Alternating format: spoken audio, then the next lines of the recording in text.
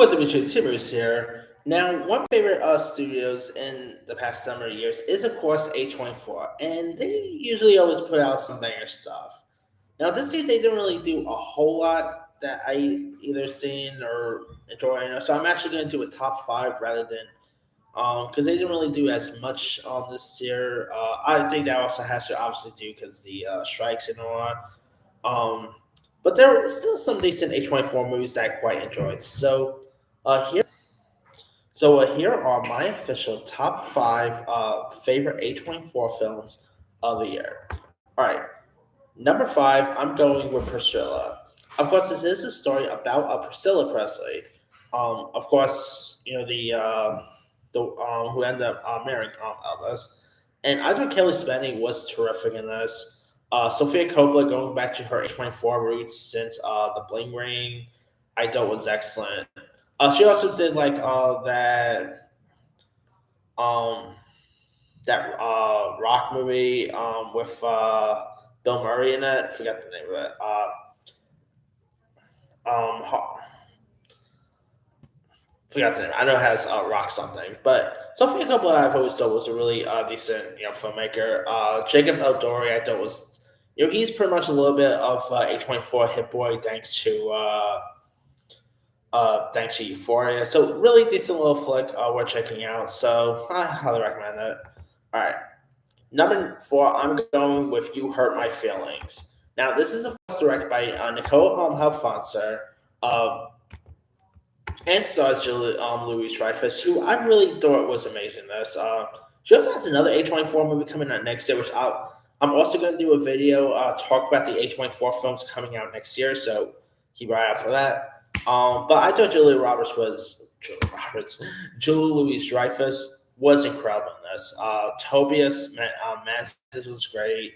Owen Teague. You also had like David Cross popping up in this. Uh, it is a shame that this movie is not really getting much like recognition. Like it got good reviews, but I was surprised when the Golden Globes came around and Julia Louis Dreyfus did not get a nomination for best for essaying actress in comedy and music. I'm not gonna lie, I literally thought she would have been unlocked there, but guess that didn't happen. Uh, but yeah, it's a really decent little film worth checking out with good performances here. So yeah, if you guys haven't seen You Hurt My Feelings, I'd say give it a go. It's a really decent flick. All right, number three is Past Lives. Now most people probably have this at their number one or number a little higher. I actually prefer my top two a little more, to be honest. Yeah, but Past Lives is still a really decent one. Like Greta Lee, is definitely an actress to keep your eye out for.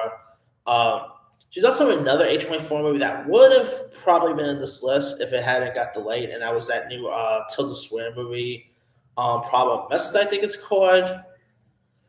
But some other reason that got delayed because of the strikes. So there's that. John McGarrett, that was great. Celine Song, of course, directed this, her first time feature, which I thought she did an excellent job. Uh, I really thought this was a really well put together film.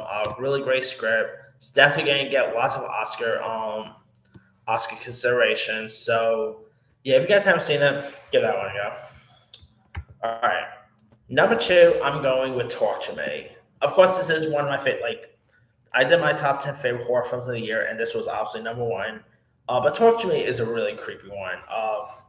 Of course, the actresses in this, Sophie Watt, I thought was terrific. Miranda Oda was really amazing. It got really creepy throughout. I mean, that creepy hand, come on. One of the most creepiest hands I've seen since Idle Hands, you know? Uh, but yeah, definitely want, like, it really shows that A24 is great when it comes to, like, when they want to knock out of the park, they can knock out of the park when it comes to the horror genre, whether it's Hereditary, whether it's Midsummer. And before you guys wondering, hey, where's Bo's Afraid? To me, that is A24's worst film. That is not on this list. Uh, but still, Talk to Me is definitely. I think Talk to Me was a better film than Bo's Afraid.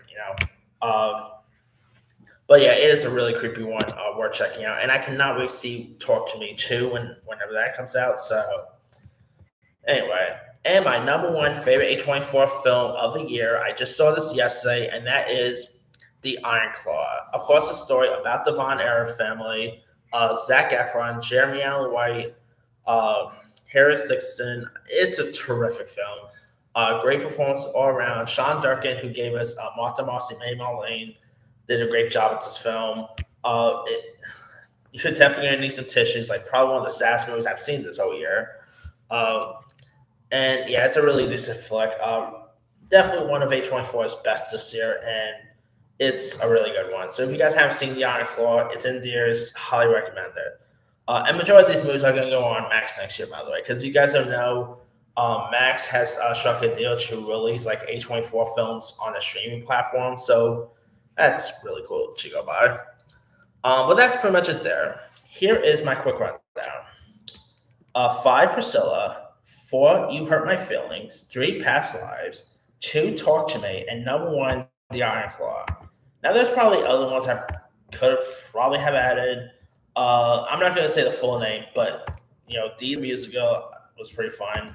I was not a fan of Dream Scenario. I was not a fan of Beau Was Afraid, so those were not on my list. There's still some others I still haven't seen, like Earth Mama.